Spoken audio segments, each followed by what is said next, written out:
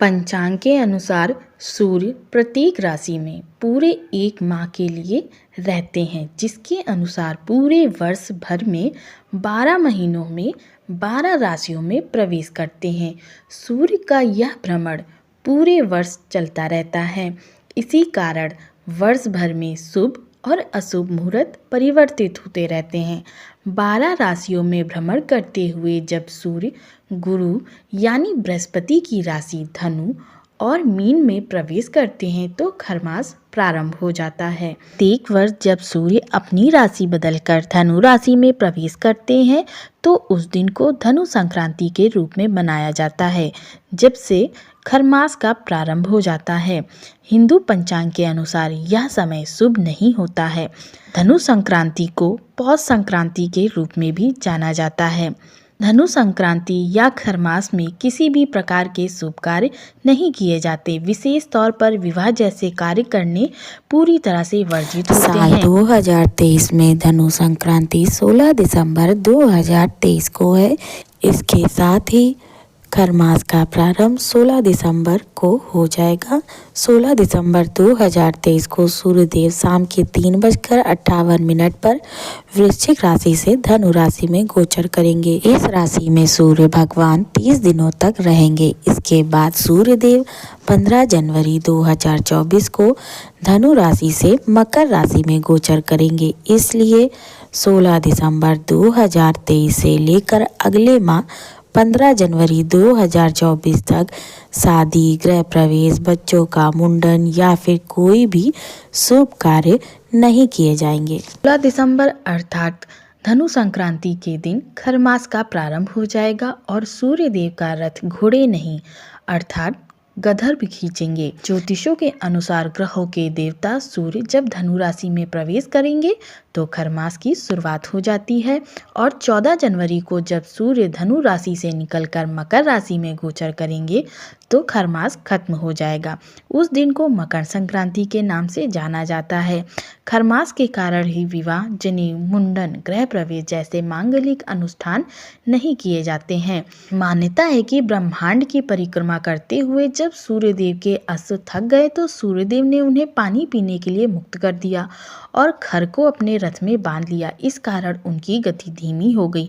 परिक्रमा करते हुए जब दोबारा सूर्यदेव उसी स्थान पर आए तो उन्होंने वापस अपने अश्वों को अपने रथ से जोड़ लिया।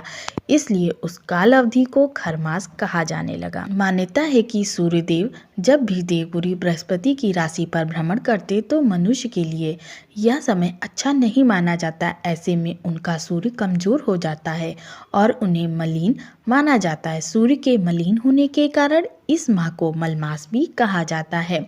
इतना ही नहीं, ये भी कहते हैं कि इस दौरान गुरु के स्वभाव में उग्रता आ जाती है। हिंदू धर्म में सूर्य को महत्वपूर्ण कारक माना जाता है। ऐसे में सूर्य की कमजोर स्थिति को शुभ नहीं माना जाता। बृहस्पति को देवगुरु कहा जाता है और उनके स्वभाव में उग्रता शुभ नहीं होती। इसलिए खरमास में किसी भी तरह के मांगलिक कार्य को रोक लगा दिया जाता है। तो आइए जानते हैं खरमास में किन कार्यों को करना चाहिए और किन कार्यों को नहीं। अगर कोई व्यक्ति गया में किसी श्राद्ध कर्म या तर्पण विधि करना चाहता है तो खरमास में यह कार्य किया जा सकता है। खरमास में शादी सगाई जैसे शुभ कार्य नहीं करने चाहिए, वरना दूल्हा दुल्हन के जीवन में मुश्किलें आती हैं, उनका रिश्ता मजबूत नहीं बन पाता। खरमास में बहू बेटी के मायके ससुराल के लिए विदाई भी नहीं करनी चाहिए। खरमास में मुंडन संस्कार यज्ञोपवीत नहीं करना चाहिए। खरमास में नया घर गाड़ी नहीं खरीदना चाहिए। गृह प्रवेश करना भी अशुभ होता है।